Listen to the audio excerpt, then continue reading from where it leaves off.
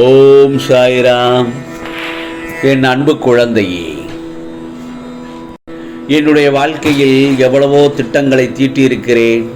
ஆனால் வெற்றிதான் பெற முடியவில்லை என்று நீ வருத்தப்படுகிறாய், புலம்புகிறாய். நடப்பது, நடந்தது, நடக்கப் போவது என உனக்கு எது விதிக்கப்பட்டிருக்கிறதோ அவற்றை எல்லாம் தயங்காமலும் தைரியத்தோடும் நீ அனுபவித்துத்தான் ஆக வேண்டும். இன்பம், துன்பம், சுகம், துக்கம் இவை யாவும் நிலையற்றவைதான். நாளை எல்லாம் மாறிப்போகும். எல்லாம் மாற்றத்திற்குரிய ஒன்றுதான். ஆம், அதற்காக மனம் கலங்காமல் இருக்க வேண்டும் என் செல்லமே. எதை செய்தாலும் மன உறுதியுடன் செய். சொல், செயல், சிந்தனை. சொல், செயல், சிந்தனை என எதிலும் உன் லட்சியத்தை முன் நிறுத்தி நிதானமாக யோசித்து செயல்படு. சொல், செயல், சிந்தனை என எதிலும் உன் லட்சியத்தை முன் நிறுத்தி நிதானமாக யோசித்து செயல்படு. நீ இதை கடைபிடித்தால் போதும், உன் விருப்பங்கள் எல்லாம் நிச்சயமாக நிறைவேறும் என் செல்லமே. ஆம், உன் நலனை விரும்புகிற உன் சாயப்பா நான் நிச்சயம் உனக்கு நன்மையை மட்டும்தான் செய்வேன். அதில் உறுதியான நம்பிக்கை இருக்க வேண்டும். உன்னை அறியாத ஒருவித பயம் உன் மனதில் ஏற்படுவதால் இவை எல்லாம் நடந்து விடுமோ நடக்காதோ என்று சந்தேகப்பட்டு கொண்டே இருக்கிறாய். இந்த பயம்தான் உன்னை வாழ்நாளில் துன்பப்பட வைக்கிறது. இதனால் உன் மனம் ஒவ்வொரு கணமும் நிம்மதி மற்றும் சாந்தி இன்றி சஞ்சலங்களிலும் கவலைகளிலும் எந்நேரம் மூழ்கியே கிடக்கிறது. பொறுமையோடு இரு. உன் உழைப்பு என்றும் வீணாகாது. உன் வேண்டுதல்கள் நிச்சயம் பலிக்கும். எல்லோருடைய வாழ்விலும் சோதனைகள் வரும்தான் என் செல்லமே. அதன் பிறகே அவரவர் தேவைகளை பூர்த்தி செய்யப்படும் நேரமும் வரும். ஆகவே வாழ்க்கையில் நேர்மையாகவும் உண்மையாகவும் இருக்க வேண்டும். நிச்சயம் உயர்வு தானாக வரும். நிச்சயம் நீ எல்லா விஷயங்களிலும் வெற்றி பெறுவாய். நான் இன்னொன்று சொல்கிறேன். நாம் கடந்த காலத்தில் நடந்த விஷயங்களை பற்றி கவலைப்படக்கூடாது. அப்படி கவலைப்பட்டு கொண்டே இருந்தால் எதிர்காலத்தில் நடக்கும் விஷயங்களை பற்றி நீ யோசிக்கவும் முடியாது. நான் சொல்வதெல்லாம் உண்மைதானே? நிகழ்காலமே நம் கையில் இருக்கிறது. இப்பொழுது நடக்கின்ற காலங்களை கையில் வைத்துக்கொண்டு லட்சியத்தை அடைய விரும்புபவன் நிகழ்காலத்தில் மட்டுமே தான் வாழ்வான். பந்த வாசமே துன்பத்திற்கு காரணம். ஒருவன் இன்பமாக வாழ வேண்டுமானால் பற்றற்ற நிலையில் இருக்க வேண்டும். எவன் எதிர்காலத்தை சந்திக்க தயாராக இருக்கிறானோ, கிடைக்கும் சந்தர்ப்பத்தை சரியாக பயன்படுத்திக் கொள்கிறானோ அவன் எப்பொழுதும் மகிழ்ச்சியாக இருப்பான். வெறும் அதிர்ஷ்டத்தை நம்புபவன் அழிந்து போவான்.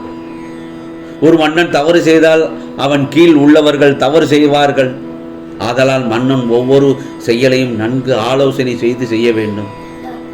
ஆன்மீக வழியில் வாழாதவன் வாழ்ந்தாலும் இறந்தவனாவான். ஆகவே ஆன்மீக வழியில் வாழ்ந்தவன் இறந்தாலும் உயிர் உள்ளவன் ஆவான். தான் விரும்பும் அனைத்தையும் அடைந்தவன் தான் ஆவான். அடைந்தவன் அவன்தான். அனைத்தும் இறைவன் கையில் உள்ளது. ஆதலால் கிடைப்பதை கொண்டு திருப்தி அடைய வேண்டும். பசுக்கன்று 1000 பசு கூட்டத்திலும் தன் தாயை அடையாளம் கண்டு அதை தொடரும். அதுபோல கெட்டவன் கெட்டவர்களுடன், நல்லவன் நல்ல நண்பர்களுடன் தான் செல்கிறான். இந்த உலகில் 3 ரத்தினங்கள் உள்ளது. இந்த உலகத்தில் 3 ரத்தினங்கள் உள்ளது. உணவு, நீர், இன்சொல். வெறும் கற்களான முத்து, பவளம் போன்றவற்றை முட்டாள்களே ரத்தினம் என்று கூறுவர். நாம் செய்யும் காரியங்களில் பலனையே நாம் அடைகிறோம். ஆகவே நல்லதும் கெட்டதும் நம் செயல்களின் மூலமே விளைகிறது. நாம் செய்யும் காரியங்களில் பலனையே நாம் அடைகிறோம். நல்லதும் கெட்டதும் நம் செயல்கள் மூலமே விளைகிறது. முன் செய்த பாவ புண்ணிய பலன்களை நாம் இன்று அனுபவிக்கிறோம். கலங்காதே, நான் இருக்கிறேன். உன்னோடு எப்போதும் எங்கும் இருக்கிறேன் என் செல்லமே. மேலும் உன்னுடைய பிரச்சனைக்காக உனது வீட்டில் உள்ளவர்களை திட்டுவது, சிதைப்பது எந்த விதத்திலும் நியாயமில்லை. எனவே வீட்டில் நீ அன்பை தவிர சிரிப்பை தவிர வேறு எதையும் காட்டாதே. இழப்பிலிருந்து படிப்பை கற்றுக்கொள். உனது அஜாக்கிரதை, வெகுளித்தனம் உன்னை பிறர் ஏமாற்ற வழி செய்து இருக்கிறது. இனி அப்படி நடக்காது. எழுந்து கால் ஊன்றி நில். உன்னால் முடியும். நிச்சயமாக சறுக்களில் இருந்து மீண்டும் சாதிக்கப் போகிறாய். உன்னை இகழ்ந்தவர்களுக்கும், கைவிட்டவர்களும், கடன் கொடுத்து சுரண்டியவர்களும், கதவை சாத்தி கொண்டு போனவர்களும் உன்னை பார்த்து பிரமிக்கப் போகிறார்கள். அவர்கள் எல்லோரும் மீண்டும் வந்து உன்னிடம் ஒட்டி கொள்ளலாம் என நினைக்கப் போகிறார்கள். ஏனென்றால் நான் உன்னை எப்பொழுதும் கைவிட்டவனும் இல்லை, விட்டு விலகவும் மாட்டேன். என் செல்லப்பிள்ளை, நீ பாசத்திற்காக இயங்குகிறாய். அது உனக்கு கிடைக்காமல் போகும்போதும், நீ உதாசீனப்படுத்தும் போதும், நீ அடையும் துன்பத்தை காண சகிக்கவில்லை. உனது ஏக்கம் எனக்காக மட்டும் இருக்கட்டும். உனக்கு திகட்ட அன்பை பொழிய உன் சாயப்பா நான் இருக்கிறேன். என்னுடைய அன்பு மட்டும்தான் உதாசீனப்படுத்தாத அன்பு. உன் மனதை திடமாக வைத்துக்கொள். இந்த உலகத்தில் எதுவுமே நிரந்தரமில்லை, யாருமே நிரந்தரமில்லை. பெற்ற தாயானாலும், தந்தையானாலும், மனைவியானாலும், கணவரானாலும், குழந்தைகளானாலும் குறிப்பிட்ட எல்லை வரை மட்டுமே அவர்கள் வருவார்கள். ஆனால் உன்னிடம் நிரந்தரமாக வரப்போவது உன் சாயப்பா நான் மட்டும்தான். அதை புரிந்து இன்பத்தையும் துன்பத்தையும் சரிசமமாக நினைக்க உன் மனதை பக்குவப்படுத்து. இன்பத்தை கண்டு மிகவும் பரவசப்படாமலும், துன்பத்தை கண்டு மிகவும் துவண்டு போகாமலும் உன்னை சமநிலையில் இருக்க பழகிக்கொள். அப்போது நீ எதற்கும் கலங்க வேண்டிய அவசியமே இருக்காது. இந்த பக்குவ நிலைக்கு உன்னை கொண்டு வருவது உனக்கு முதலில் கஷ்டமாகத்தான் இருக்கும்.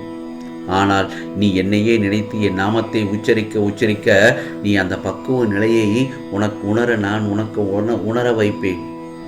வருத்தப்படாதே, அழுகாதே, குற்றமாக எதையும் கருதாதே. தோல்வி வரும்போது துவண்டு போகாதே. துன்பத்தை பெரிதாக நினைத்து இன்பத்தை இழந்து போகாதே. உனக்கு நிறைய வாய்ப்புகளும் காலங்களும் உள்ளன. அவற்றை உனக்கு சாதகமாக மாற்றிக்கொள்வதற்காக இந்த சின்ன சின்ன சர்க்கிள்கள் என்பதை புத்துணர்ச்சியோடு எழுந்து நடமாடு. புதிதாக வீட்டுக்கு வரும்போது வெள்ளை அடித்து சுத்தமாகிய பிறகுதானே உள்ளே வந்து வாழ்க்கையை நடத்துகிறாய். அப்படிதான் உனது பிரச்சனைகளுக்கும் தீர்வு வரும்போது, தீர்வு காண நான் செயல்படும் போதும் உன்னை சுத்தமாக்குகிறேன். நீ கர்ம வினை என்ற குப்பைகளாலும், மாயை என்கிற அழுக்குகளாலும் முற்றிலும் மாசுபட்டிருக்கிறாய். உலக வந்தம் என்ற கட்டில் சிக்கிக்கொண்டு கஷ்டம், நஷ்டம், பிரச்சனை என்ற பேதலித்து வருகிறாய். அவற்றை நான் மெதுவாக சுத்தம் செய்யும் போது உனக்கு சோதனை அதிகமாவது போல் தெரிகிறது. சோதனை காலம் வரும்போது நீ பயப்படக்கூடாது, கலங்கக்கூடாது. ஏனென்றால் உன் கூடவே நான் இருக்கிறேன். தந்தை பிள்ளைகளை கண்டித்து நடத்துவது போல நானும் தான் நேசிக்கிறவர்களை கடிந்து கொண்டு நடத்துகிறேன். இதை புரிந்து கொண்டு நடக்கும்போதுதான் நான் உன்னை பொறுப்பு எடுத்துக்கொள்வேன். எதற்கு நீ பயப்படாதற்கா? நான் உன்னை எப்பொழுதும் கைவிட மாட்டேன் என் செல்லமே. உன் உற்றார் உறவினர் நண்பர்களை உனக்கு துரோகம் இழைக்கிறார்கள் என்று வருத்தப்படாதே. அதை எப்படி எதிர்கொள்வது என்று நிதானமாக யோசித்து அறிந்து கொள். உனக்கானது எல்லாம் நல்லதாகத்தான் நடக்கப் போகிறது. ஆம் செல்லமே, இன்றைய பொழுது உனக்கு நல்ல பொழுதாகத்தான் நடக்கும். நிம்மதியாக இரு. நல்லதே நடக்கும், நல்லதே நடக்கும். ஓம் சாய்ராம், ஓம் சாய்ராம். ராம்ஜி அருள் கிடைக்கட்டும்.